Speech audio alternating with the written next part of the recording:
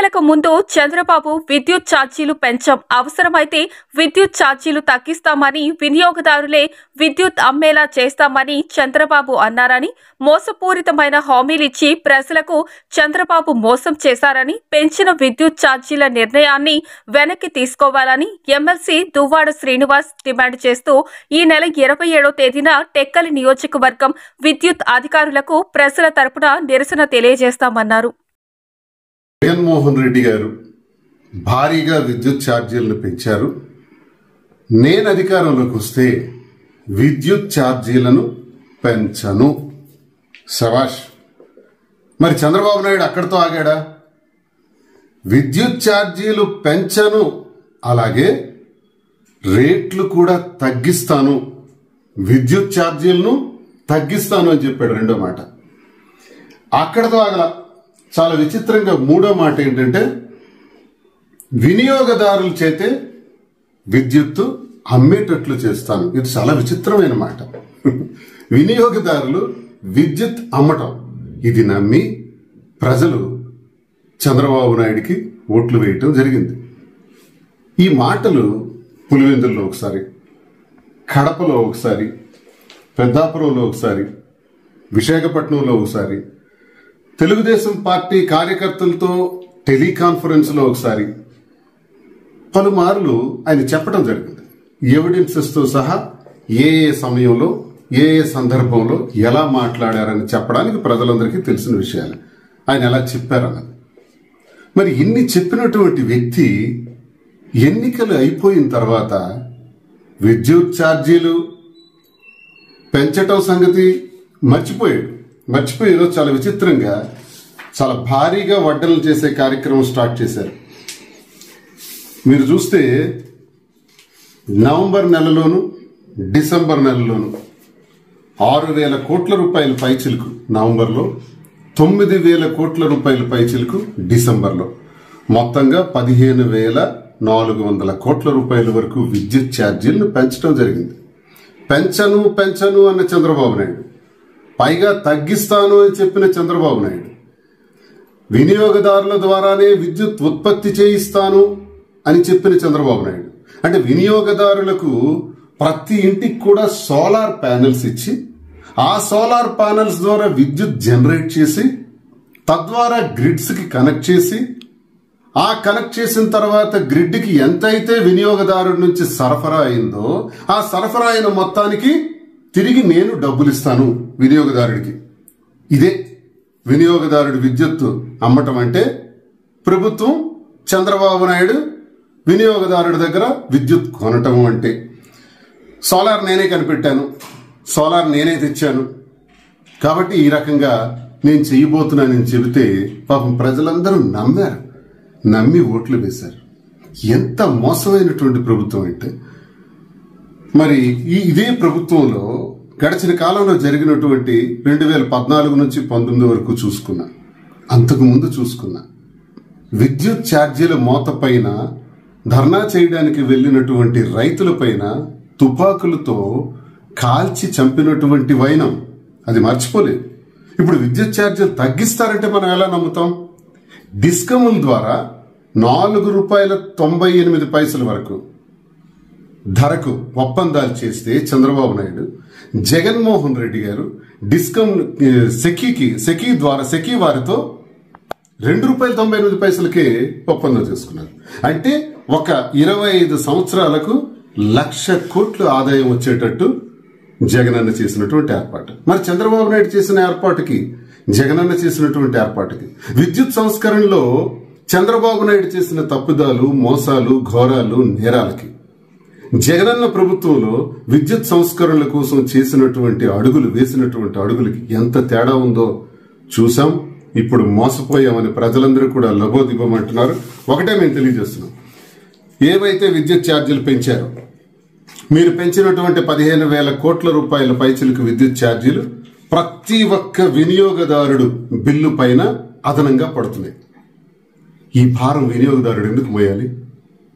ఖచ్చితంగా ఈ ప్రభుత్వానికి మేము ఒకటే తెలియజేస్తున్నాం, ఏ 15,000 కోట్ల పైచిలకు అయితే పెంచారో, ఏ అదనపు ఫీజులైతే ప్రతి వినియోగదారుడు ఆంధ్రప్రదేశ్ రాష్ట్రంలో కడుతున్నాడు, వచ్చే నెల నుంచి కట్టకూడదు, ప్రభుత్వం వసూళ్లు చేయకూడదు, ఈ జీవోని వెనక్కి తీసుకోవాలి.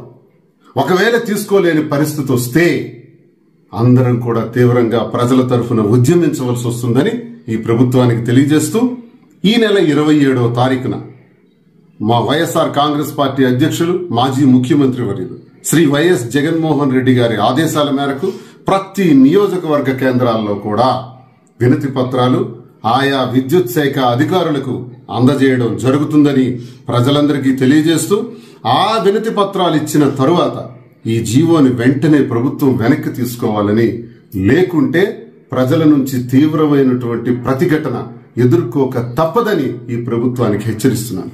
నమస్కారం.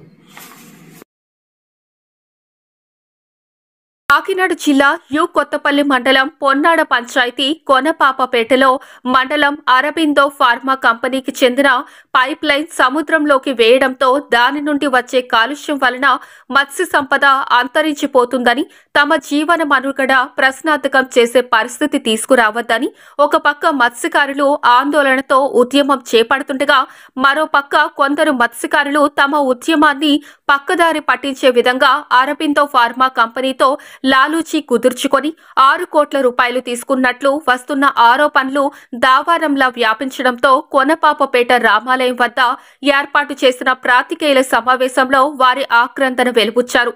ఆర్చీలి నాగేశ్వరరావు, నాగరాజు సమావేశంలో పాల్గొని ఫార్మా కంపెనీ డబ్బులు ఇవ్వలేదని, అయితే ఎరిపల్లి దేవుడు అనే వ్యక్తి అరబిందో ఫార్మా కంపెనీ యాజమాన్యంతో వ్యవహారాన్ని నడిపించారని, వేరే 4 మత్స్యకారులకు ఇచ్చి ఉండొచ్చేమో అని అభిప్రాయాన్ని వెలుబుచ్చారు.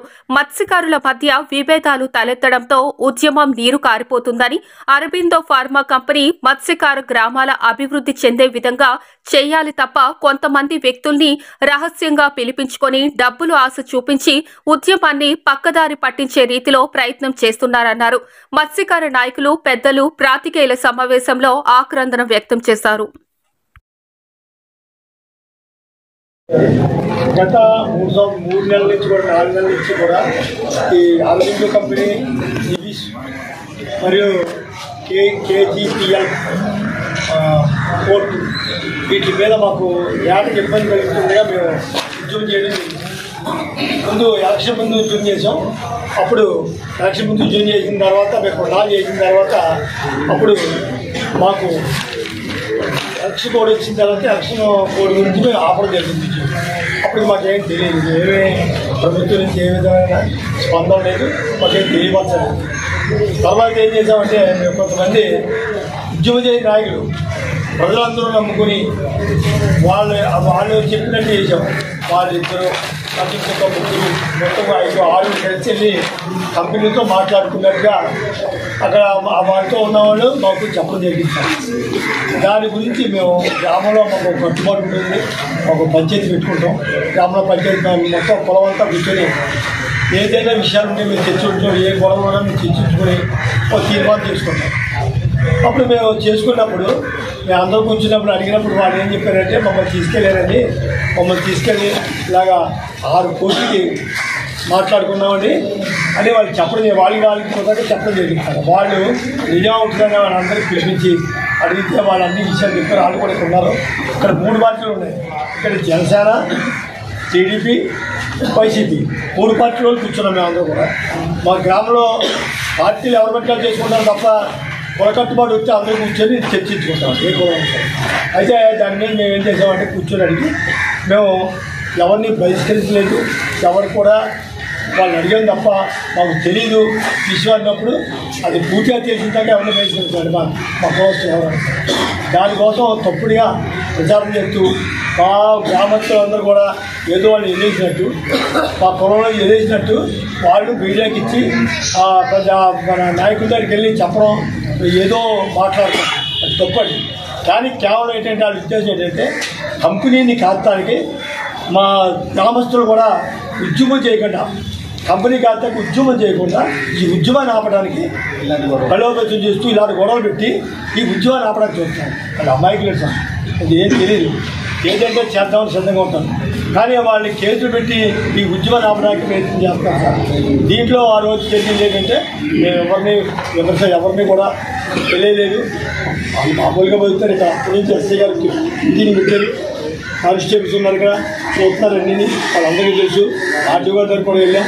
ఆర్డీ గారు కూడా కూర్చోబెట్టి వాళ్ళు మాట్లాడారు.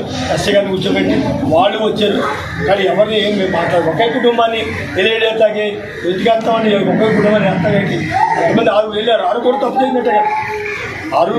6 కూడా వేస్తాం. కానీ వాళ్ళు కూడా ఉన్నారు. చెప్పిన వాళ్ళు కూడా ఇక్కడికి వచ్చారు. వాళ్ళు కూడా చెప్తారు. వాళ్ళు కూడా మీరు అడిగించారు మీ ద్వారా.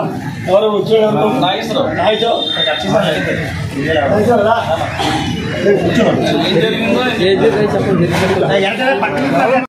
నిజమండి. ఇది అయిన తర్వాత ఏంటంటే ఇందులో మా ఊళ్ళు కూడా ఉన్నారు. ఇందులో ముగ్గురికి డబ్బులు అంతకేంటంటే ఇందులో దర్శన పడుతున్నారు.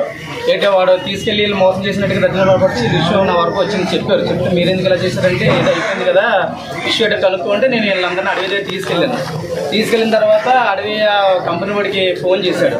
ఫోన్ చేస్తే అడవి దగ్గర మీరు ఇందులో ఇన్వాల్వ్ అవ్వకండి, అది ఆల్రెడీ క్లియర్ అయిపోయిందండి, దేవుడు వాళ్ళు చూసుకుంటారనేసి చెప్పాడండి. చెప్తే నేను అడవి దగ్గర నెంబర్ తీసుకుని ఫ్యాక్టరీ కూడా ఫోన్ చేశానండి. ఫోన్ చేస్తే అతను ఒక 2 మాటలు చెప్పాడు. మీరెవరో నాకు తెలియదు, మీరు అంతమంది నాకు ఫోన్ చేయకండి, ఇదంతా దేవుడికి క్లియర్ అయిపోయింది, మీరెవరో మాకు తెలియదు, ఫోన్లు కూడా చేయకండి అనేసి ఫోన్ ఎడియాడు. మళ్ళీ తర్వాత చాలాసార్లు ఫోన్ చేశాను. ఫోన్ చేస్తే కూడా మనోడు ఫోన్ లిఫ్ట్ చేయలేదు. ఈ గొడవ అయిపోయిన తర్వాత ఇందులో 100% అయితే డబ్బులు అయితే మాత్రం డబ్బుల కోసం వెళ్ళారు. ఊరికి మంచి చేయడానికి వీళ్ళు 5 రూపాయలు ఊరేమన్నది గ్రామం అందరితోనే. వీళ్ళు డబ్బుల కోసం వెళ్ళడం అయితే నిజం, డబ్బుల కోసం వెళ్ళారు. కానీ వీళ్ళు ఏమంటున్నారంటే కొంతమంది ఊరికి సచివాలయాలు ఇది కమిటీలు కట్టడానికో లేకపోతే గుళ్ళు కట్టడానికో గోపురాలు కట్టడం ఇవన్నీ కాదు, వీళ్ళైతే డబ్బుల కోసం వెళ్ళారు. అయితే అది కొంతమందికి అందులో దేవుడు అన్న వ్యక్తికి ఏంటంటే అతనే డీల్ చేశాడు కాబట్టి కంపెనీ వాడు కూడా ఒక మాట అన్నాడు వేరొకరితోటి, డబ్బులు కంపెనీ ఆడే అన్నాడు. ఆ మాట కంపెనీ వాడు డీల్ చేస్తే ఈ డబ్బులు కంపల్సరీగా వచ్చేస్తాయనేసి వీళ్ళతో అన్నాడట. అన్న మాటకి ఇప్పుడు దేవుడే వెళ్ళాడు. దేవుడు వెళ్ళినప్పుడు దీనికి సమాధానం అంతా కూడా దేవుడే చెప్పాలి. అది ఎవరికి ఏం చెప్పాడు ఏం జరిగింది అనేది దేవుడు చెప్పాలి. అయితే కంపెనీ వాడు మాత్రం 100% డబ్బులు ఇచ్చానని చెప్పాడు. ఇంకొక మాట ఏంటంటే తర్వాత మేమందరూ కూర్చున్న తర్వాత కంపెనీ వాడిని ఇక్కడ తీసుకురావడమో లేకపోతే కంపెనీ వాడు డబ్బులు ఇచ్చాడో లేదో నిజం నిరూపించడానికి మళ్ళీ మేమందరూ కూడా ఎక్కడికి ఏమన్నా హోటల్కి ఆడు రమ్మంటే మేమందరం మళ్ళీ వెళ్ళాం. ఇలా 6గురితో పాటు నన్ను కూడా వెళ్ళమంటే నేను కూడా వెళ్తే ఆడు ఫస్ట్ ఏం చెప్పాడంటే ఇలాగ ఏంటిది కమిటీలు కట్టడానికి అని చెప్తున్నాడు. మా వాళ్ళు ఏమైనా తిరగబడ్డారు. కమిటీలు కట్టడానికి మీరెవరో ఇది కరెక్ట్ కాదు, ఇది అయాలు మీరు డబ్బులు ఇస్తానో మేము వచ్చాం, మాకు డబ్బులు ఇవ్వలేదు, ఇస్తే డబ్బులన్నీ ఇచ్చావు జనాలు గట్టిగా ఇచ్చేస్తాం, లేకపోతే ఊరికి వచ్చి సమాధానం చెప్పనేసి మా వాళ్ళు కొంచెం గట్టిగా అతన్ని నిలదీశారు, డిమాండ్ చేస్తే అతను బయటకు వచ్చేసిన తర్వాత మళ్ళీ మా వాళ్ళందరూ కూడా మా మామయ్య మా నాన్న కొద్దిగా చిన్న ఉన్నాడు, మళ్ళీ మేము అందరం కూడా వెళ్ళి నువ్వు వచ్చి సమాధానం చెప్పు, ఎందుకంటే మా భవిష్యత్తులో పాడైపోయి ఇక్కడ మేము ఊర్లో తలెట్టుకో బతకలేకపోతున్నాం, తీసుకెళ్ళావు కాబట్టి డబ్బులు వాళ్ళకి నువ్వు 6 కోట్లు మాట్లాడుకున్నారు వీళ్ళందరూ చెప్తున్నారు కదా, 6 కోట్లు డబ్బులు తెచ్చి జనాల ముందు కట్టకపోతే నువ్వు ఇవ్వలేదంటున్నావు కాబట్టి ఇవ్వలేదని వచ్చి గ్రామం ముందు చెప్పనేసి మా ఊళ్ళు చాలా అడవడి చేశారు. అడవడి చేస్తే బయటకు వచ్చేసి మనోడు సరే అయితే మళ్ళీ ఒకసారి లోపల రండి అనేసి మళ్ళీ లోపల తీసుకెళ్ళాడు. మమ్మల్ని లోపల తీసుకెళ్ళి చేయకుండా మరి ఎవరెవరికి సిగ్నల్స్ వచ్చాయో మనకు తెలియకుండా మమ్మల్ని అలా కూర్చోబెట్టేసి మమ్మల్ని దొంగచాటును పారిపోయాడు. అంటే ఇక్కడ దొంగచాటును పారిపోయాడు అంటే అర్థం ఏంటండి, అయితే అక్కడ కంపెనీ వాడైనా మోసం చేసి ఉండాలి, లేకపోతే తీసుకెళ్ళిన వ్యక్తి అయినా మోసం చేసి ఉండాలి. ఇక్కడ మాత్రం కంపల్సరీగా 100% అనేది మోసం అనేది జరిగింది. ఇలా 6 వెళ్ళారు, అది డబ్బులు అనేది దేవుడు అండర్లోనే జరిగాయి. మరి దేవుడు ఏం చేయడం అనేది దేవుడిని మీరు ప్రశ్నించాలి. వీళ్ళెవరికి కూడా ఏం తెలియదు, మిగతా వీళ్ళ ముగ్గురికి కూడా. అది తర్వాత మనోడు ఏంటంటే కొన్ని బాకీలు అవి మొత్తం తీర్చుకున్నాడు. ఎందుకంటే ఇప్పుడు అతను మునుపు కొద్దిగా రిచ్గా బతకొచ్చు, మేము కాదని అనట్లేదు, కానీ అదే కొన్ని ఫైనాన్షియల్గా మనోడు కూడా ఇబ్బంది పడుతున్నాడు. ఇబ్బంది పడిన తరుణంలో వీళ్ళని తీసుకెళ్ళి ఇరిపిల్ దేవుడండి ఇబ్బంది పడే తరుణంలో వీళ్ళందరినీ తీసుకెళ్ళి అతను డబ్బులు తెచ్చేసుకున్నాడో, కొన్ని అప్పులు తీర్చుకున్నాడో, కొన్ని మనం ఇవి కొనుక్కున్నాడు, వస్తువులు కొనుక్కున్నాడు అనేసి చాలా మంది చెప్పారు. మాకు కూడా తెలిసే వీళ్ళు అడగడం జరిగిందనమాట. అదేంటి విషయం 100% డబ్బులు మాత్రం డబ్బులు ఇవ్వకపోతే కంపెనీ వాడు దొంగచాటును పారిపోవాల్సిన పరిస్థితి ఎందుకు వస్తుందండి. అయితే కంపెనీ వాడు మాత్రం ఎట్టి పరిస్థితుల్లో చెప్పట్లేదు నిజాన్ని మా వాళ్ళు ఉంచేసుకున్నాడు. ఒకవేళ ఇందులో కంపెనీ వాడు హస్తం కూడా ఉండొచ్చు, ఎందుకంటే వాళ్ళు డైరెక్ట్ ఓనర్స్ కాదు కదా, డైరెక్ట్ వాళ్ళు మేనేజర్లు కాబట్టి ఒకవేళ దేవుడ అండర్లో వీళ్ళందరూ కూడా ఒక కంపెనీ వాడు కూడా వెళ్తుంది కుమ్మక్కయ్యి డబ్బులు పనిచేసుకునే ఆలోచనలో కూడా ఉండొచ్చు. అంబేద్కర్ కోనసీమ జిల్లా కొత్తపేట గ్రామంలో గొల్లపల్లి డేవిడ్ రాజు ఇంటి వద్ద ఏర్పాటు చేసిన మీడియా సమావేశంలో మాజీ శాసనసభ్యులు చిర్లా జగ్గిరెడ్డి వైఎస్ఆర్సీపీ పోరుబాట పోస్టల్ ఆవిష్కరణ చేశారు. అనంతరం ఆయన మాట్లాడుతూ 6 నెలల ముందు చంద్రబాబు నాయుడు కరెంటు బిల్లులు పెంచం అని చెప్పి ఇప్పుడు యూజర్ ఛార్జెస్ అని బిల్లులు పెంచడం సరికాదన్నారు. అబద్ధపు వాగ్దానాలు చేసి ప్రజలతో ఓట్లు వేయించుకొని ఇప్పుడు ప్రజలను హింసిస్తున్నాడు అని దాని పేరే బాదుడే బాదుడు అని అన్నారు. 27వ తేదీన కరెంటు బిల్లుల మీద జరగబోయే కార్యక్రమానికి నాయకులు కార్యకర్తలు అందరూ రావాలని పిలుపునిచ్చారు. ఈ కార్యక్రమంలో ముఖ్య నాయకులు కార్యకర్తలు చిర్లా అభిమానులు పాల్గొన్నారు. మరి గత ప్రభుత్వంలో ప్రభుత్వానికి టన్నుకి 440 రూపాయలు కట్టేటువంటి కార్యక్రమం చేస్తే ఆ రోజు ప్రభుత్వానికి కూడా కొంత ఆదాయం వచ్చింది. ఇవాళ చంద్రబాబు గారు ఫ్రీగా వచ్చి ఇసుక అందిస్తామని మాట చెప్పారు, చాలా సంతోషం. కానీ ఆయన ఫ్రీ అయిన తర్వాత ఈ కొత్తపేట నియోజకవర్గం నుంచి ఎక్కడన్నా ఎవరికైనా సామాన్యమైన వారికి మరి ఇసుక కావాలంటే వారికి మరి ఇవాళ టన్నుకి 1500 పైన మరి వారి దగ్గర వసూలు చేస్తున్నారు. రెండోది స్థానిక ఉన్న వారికి ఇసుక ఇవ్వట్లేదు. కానీ ఎక్కువ ఉన్నటువంటి వారు తెలుగుదేశం పార్టీ నాయకులు మరి ఈ ఇసుకంతా కూడా ఒకసారి పగటిపూటేమో మరి లోడింగ్ చేస్తున్నారు, రాత్రి పూట్ల దాన్ని ఇక్కడి నుంచి లిఫ్టింగ్ మరి అమలాపురం ఇతర ప్రాంతాలు చేస్తున్నారు. ఒక లారీ ఇసుక చంద్రబాబు గారు ఫ్రీ అని చెప్పిన తరుణంలో ఒక లారీ ఇసుక ఇవాళ అమలాపురంలో 30,000 రూపాయలకి అమ్ముతున్నారు. ఉచితం అంటే అర్థం ఇదా చంద్రబాబు నాయుడు గారు చెప్పాలి అని చెప్పి సందర్భంగా మేము కోరుతున్నాం. రాబోయేటువంటి కాలంలో తప్పనిసరిగా వీటి మీద కూడా తగిన విధంగా ప్రజలకు న్యాయం చేసే విధంగా ప్రభుత్వం చెప్పిన మాట మీద నిలబడే విధంగా తగిన కార్యక్రమాలు వైఎస్ఆర్ కాంగ్రెస్ పార్టీ నుంచి తప్పనిసరిగా చేసి ఈ విషయాన్ని ప్రజలకు తీసుకెళ్లే కార్యక్రమం చేస్తాం. మరి ఎక్కువగా చెప్పవలసిన పని లేదు. కానీ మరి నియోజకవర్గం అంతా కూడా అవినీతికి మరి కేర్ ఆఫ్ అడ్రస్ గా మార్చారు బండారు సత్యేంద్రరావు గారు. మరి నేను మనవి చేస్తున్నా, మరి అన్నం ఉడికిందో లేదో చెప్పాలంటే ఒక మెతుకు పట్టుకుని చెప్తే చెప్పొచ్చు. ఇవాళ చెప్తున్నా, ఎక్కడైతే కౌన్సిలింగ్ దగ్గర ఒక చికెన్ సెంటర్ లో కరెంటు మీటర్ వేయడానికి కూడా 1,50,000 రూపాయలు తీసుకునే పరిస్థితికి ఈ కొండ బండారు సత్యేంద్రరావు గారు దిగజారిపోయారు. మొన్న పోస్టింగ్ల దగ్గర మొదలుపెట్టి మరి రావులపాలెం ఏదైతే పంచాయతీ సెక్రటరీ పోస్టుకి 20,000 రూపాయలు 20 లక్షల రూపాయలు, ఇలాగ కొత్తపేట పోస్టుకి డబ్బు ఇవ్వకపోతే అతనేమో ట్రాన్స్ఫర్ చేయించే కార్యక్రమాలు, ఇట్లా అనేక కార్యక్రమాలు. ప్రతి దానికి ఈ రోజు నియోజకవర్గానికి మరి ఒక వెలగెట్టి డబ్బులు కమ్మేసే కార్యక్రమం మరి బండారు సత్యేంద్రరావు గారు చేస్తున్న విషయం నేను చెప్పకపోయినా మీ అందరికీ కూడా తెలుసు. మరి చికెన్ కొట్టును కూడా వదలకుండా ఇక్కడేమో చికెన్ కొట్టు దగ్గర చికెన్ షాప్ లో కరెంటు మీటర్ వేయడానికి 1,50,000 రూపాయలు వసూలు చేస్తే ఆత్రేయపురంలో మరి ఏదైతే మరి పండగ ముందు కోడి పుంజులు చూపులు పెడతారు. ఈ కోడి పుంజుల చూపులు కార్యక్రమం నిర్వహించడానికి దానికి కూడా 1,50,000 దగ్గర మొదలుపెట్టి 50,000కి డీల్ సెట్ చేసుకున్నటువంటి మహనీయుడు కోడి పుంజుల చూపులు కూడా వదిలిపెట్టకుండా అవినీతి చేస్తున్న నాయకుడు ఈ నియోజకవర్గంలో బండారు సత్యేంద్రరావు గారు అని చెప్పి నేను అనట్లేదు. వారి కార్యకర్తలే ఇలా చిన్న మాకు వచ్చి కూడా ఈయన తీసుకుంటున్నాడని వారు చెప్తే విని మీకు నేను చెప్తున్నానన్న విషయాన్ని ఈ సందర్భంగా తెలియజేస్తూ 27వ తారీఖున మరి అంబేద్కర్ కోనసీమ జిల్లా వ్యాప్తంగా అలాగే రాష్ట్ర వ్యాప్తంగా ఎట్లాగా చేస్తారు, అలాగే మన కొత్తపేట నియోజకవర్గం నుంచి కూడా మరి అనేక విధాలుగా మరి ఎవరు కబురు చెప్పారు చెప్పలేదు అనేటువంటిది కాదు. ఇది ఒక సామాన్యమైనటువంటి మనందరి యొక్క మరి సామాజిక బాధ్యత.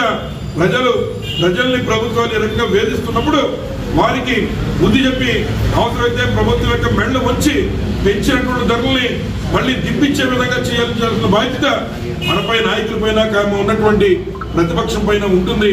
దాన్ని చిరసా వహిస్తూ కొత్తపేట నియోజకవర్గ ప్రజలకి అండగా దండగా నిలబడడానికి ఈ కష్టకాలంలో మేము వారి వెంట ఉన్నామని చెప్పి తెలియజేస్తూ మరి చంద్రబాబు నాయుడు గారు కూడా ఆఖరిగా సూపర్ 6 అని చెప్తూ ఉన్నారు.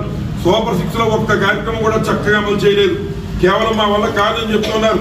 తెల్లవారు లెగిస్తే ఏదైతే ఉన్నటువంటి మరి పచ్చ మీడియా పేపర్లన్నీ కూడా కేవలం జగన్మోహన్ రెడ్డి గారి మీద ఏం చేయాలా, జగన్మోహన్ రెడ్డి గారు అలా చేయలేదు ఇలా చేయలేదు అనేటువంటి మాటలు చెప్పడమే. కానీ మీకు అధికారం ఇచ్చారు ప్రజలు, మీరు ఏం చేయబోతున్నారు, మీరు ఇచ్చిన హామీలు ఎలా నిలబెట్టబోతున్నారు అనేటువంటి విషయం మీద ఏమి మాట్లాడలేకపోతున్నారు ఈ ప్రభుత్వంలో అని చెప్పి సందర్భంగా తెలియజేస్తూ ఇప్పటికైనా ఈ జగన్మోహన్ రెడ్డి గారిలో వైఎస్ఆర్సీపీ కార్యకర్తల మీద తప్పుడు కేసులు పెట్టే కార్యక్రమాలు పక్కన పెట్టి ప్రజలకు ఇచ్చినటువంటి హామీల్ని నిలబెట్టే విధంగా మీరు కార్యక్రమం చేయాలని మరి మేము ఈ సందర్భంగా డిమాండ్ చేస్తూ మరి 27వ తారీఖు కార్యక్రమం కూడా అందరూ కూడా విజయవంతం చేయాలి. మరి సుమారు ₹2.84 వరకు వాడుకుంటే దాన్ని జగన్మోహన్ రెడ్డి గారు వచ్చిన తర్వాత మళ్ళీ వారు ₹2.49 కొంటే వారిని అపహాస్యం చేసే విధంగా వారు ఏదో మరి అదానితో వీరితో కుమ్మక్కైపోయి అమ్మేసేటట్టు మాట చెప్తున్నారు. మరి జగన్మోహన్ రెడ్డి గారిని ₹2.49 కొన్నందుకు మీరు విమర్శిస్తుంటే మీరు మీ ప్రభుత్వ అధికారంలో ఉన్నప్పుడు ₹2.84 మరి ఆంధ్ర రాష్ట్ర ప్రజానీకం పైన మీరు భారం మోపలేదా అని చెప్పి సందర్భంగా మిమ్మల్ని అడుగుతున్నాం. మరి ఇటువంటి విధంగా కేవలం ఈ రోజు ఈ రాష్ట్రంలో ఒకటే జరుగుతోంది. ఎవరైతే సామాన్య ప్రజానీకం ఉన్నారో వారు పడుతున్నటువంటి బాధలకి జగన్మోహన్ రెడ్డి గారు ఒక అండగా నిలుస్తున్నాడు.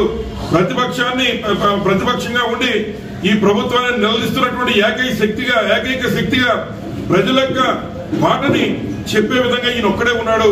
కాబట్టి జగన్మోహన్ రెడ్డి గారిని మొత్తానికి అంతమందించాలనేటువంటి ఉద్దేశంతో అనేక రకాలుగా పవన్ కళ్యాణ్ గారి చేత తప్పుడు మాటలు మాట్లాడించడం, లేదా మరి ప్రతి ఒక్క అనేక తప్పుడు కేసులు పెట్టడం, సోషల్ మీడియా మీద తప్పుడు కేసులు పెట్టడం, ఇట్లాంటి అనేక కార్యక్రమాలు చేసి ఈరోజు ఈ రాష్ట్రంలో జగన్మోహన్ రెడ్డి అనేటువంటి మాట వినపడకుండా చేయాలనేటువంటి ఆలోచనతో మరి చంద్రబాబు నాయుడు గారు ముందుకు వెళ్తున్నారు.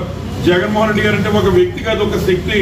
ఈ రోజు ఎవరైతే మరి ఉన్నటువంటి పేద ప్రజానీకం నడ్డి విరిచేలా మీరు ఒకవైపున కరెంటు ఛార్జీలు బాదులు, అలాగే ఒక వైపున యోధుల ఛార్జీలు, ఒకవైపున ఎస్సీ ఎస్టీ బీసీలకి మరి 200 యూనిట్ల కరెంటు కూడా మీరు ఇవ్వకుండా వారి ఇళ్లకై ఉన్నటువంటి కరెంటు కనెక్షన్ కూడా కట్ చేసే కార్యక్రమాలు చేస్తున్నారు.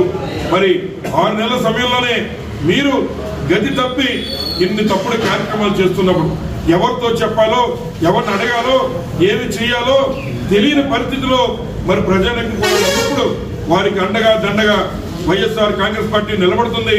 తప్పనిసరిగా మీరు ఎన్ని తప్పుడు కేసులు వైఎస్ఆర్ కాంగ్రెస్ పార్టీ శ్రేణుల మీద పెట్టినా మేమైతే ప్రతిస్పందిస్తాం. ప్రజల యొక్క గొంతుకు వినిపించే విధంగా చేయడంలో వెనకడుగు వెయ్యను వైఎస్ఆర్సీపీ శ్రేణుల విషయాన్ని ఈ సందర్భంగా మీకు తెలియజేస్తూ రేపు 27వ తారీఖున జరగబోయేటువంటి కార్యక్రమం ఏదైతే మరి ఈ వైఎస్ఆర్ మరి కరెంటు ఛార్జీల బాధలపై వైఎస్ఆర్ పోరుబాటు అనేటువంటి కార్యక్రమాన్ని పెట్టి మరి ప్రతి నియోజకవర్గంలో హెడ్ క్వార్టర్లని కూడా మరి డాక్టర్ అంబేద్కర్ కోనసీమ జిల్లాలో ఉన్నటువంటి మరి జిల్లాలో ఉన్న వారు అందరూ కూడా మనకు ఉన్నటువంటి ప్రజలంతా కూడా ముఖ్యంగా ప్రజల యొక్క మద్దతుతో ప్రజల పక్షాన ప్రజల గొంతు వినిపించడం కోసం మరి అక్కడ ఉన్నటువంటి ప్రధాన కూడల నుంచి ఒక ర్యాలీగా వెళ్లి ఒక రిప్రజెంటేషన్ ని అక్కడ ఉన్నటువంటి మరి డిఈ ఆఫీసుల్లో కానీ ఎస్సీ ఆఫీస్ ఎలక్ట్రికల్ ఆఫీసుల్లో కానీ సబ్మిట్ చేసి మరి ఈ ప్రభుత్వం యొక్క చర్యల్ని మరి ఏదైతే ఈ యొక్క పెంచినటువంటి భారాన్ని వెంటనే వెనక్కి తీసుకోవాలనే డిమాండ్ ని చేయడంలో మరి పార్టీ శ్రేణులంతా కూడా పాల్పంచుకోవాలి. ప్రజల పక్షాన కష్ట సమయంలో నిలబడాలని చెప్పి మరొకసారి కోరుతూ ఇవాళ ఈ పోస్టుల ఆవిష్కరణ చేస్తున్నాం. అలాగే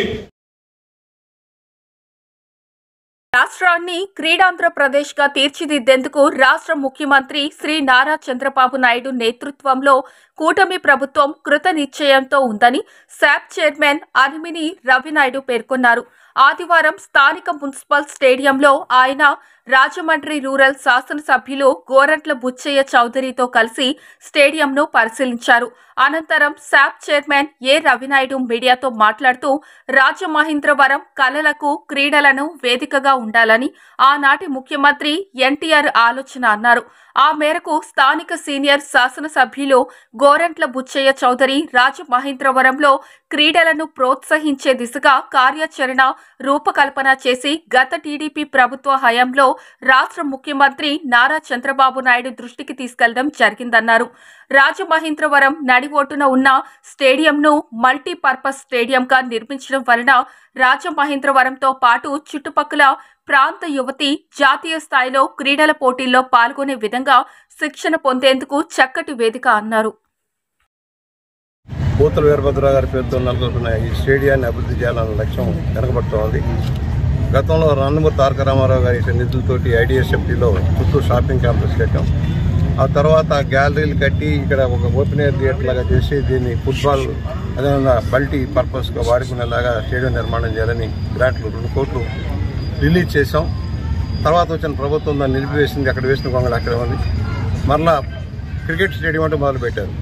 కనీసం 60 మీటర్లు ఉంటే కానీ క్రికెట్ స్టేడియం పెట్టేదానికి అవకాశం లేదు. బాల్ కొడితే రోడ్డు మీద పడిపోయే పరిస్థితి ఉంది. అది కాదు, క్రికెట్ స్టేడియం ఏరియా కట్టేలాగా ఇక్కడ ఫుట్బాల్, కబడ్డీ, అలాగే వాలీబాల్ లాంటి రన్నింగ్ ట్రాక్ అవన్నీ వచ్చేలాగా ఏర్పాటు చేయాలని మేము కోరటం జరుగుతుంది కార్పొరేషన్ని.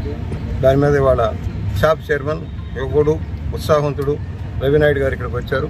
దాన్ని ఒక ఆలోచన చేసుకుని దీన్ని త్వరలో రూపకల్పన చేసి ఒక సంవత్సరంన్నరలో దీన్ని కంప్లీట్ చేయాలి.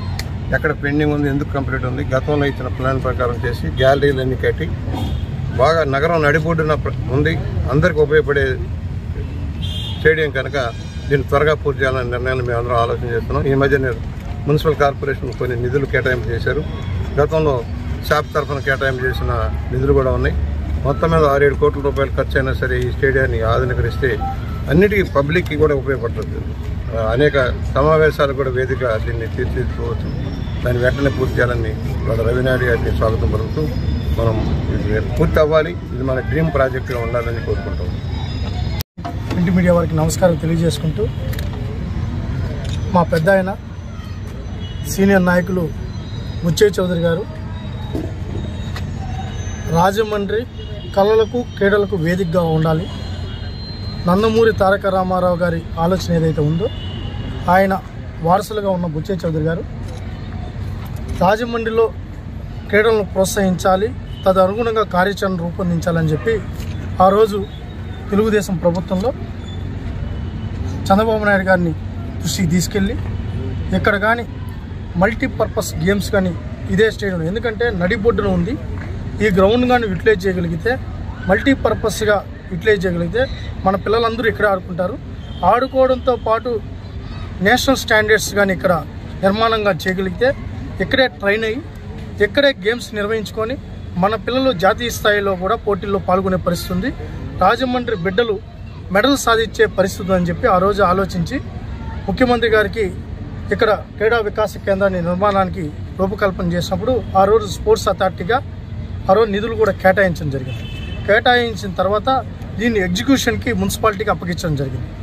తర్వాత మీకు అందరికీ తెలుసు, తెలుగుదేశం ప్రభుత్వం పక్కకు పోవడం, ఒక గ్రహణం బట్టి క్రీడలకు గ్రహణం బట్టి జగన్మోహన్ రెడ్డి అధికారంలోకి రావడం, క్రీడా రంగాన్ని సర్వనాశనం చేయడం, అనాలోచిత నిర్ణయంతో పరిపక్వత లేని నాయకత్వం ఇక్కడ ఉండడం, దీన్ని క్రికెట్ స్టేడియంగా ప్రపోజల్ పెట్టడం. అసలు క్రికెట్ స్టేడియం పెట్టాలంటే ఎంత ఉండాలని కూడా అవగాహన లేని ప్రజాప్రతినిధులు ఉండడం. ఇప్పుడే మా పెద్ద ఆయన చెప్పారు, కొడితే బాల్ అప్పకపోయి పడితే దేనికి గ్రౌండ్ దేనికి ఉపయోగంలో తీసుకోవాలనేది కూడా ఆలోచన లేకుండా దీన్ని క్రికెట్ స్టేడియం అని చెప్పి ఇచ్చారు.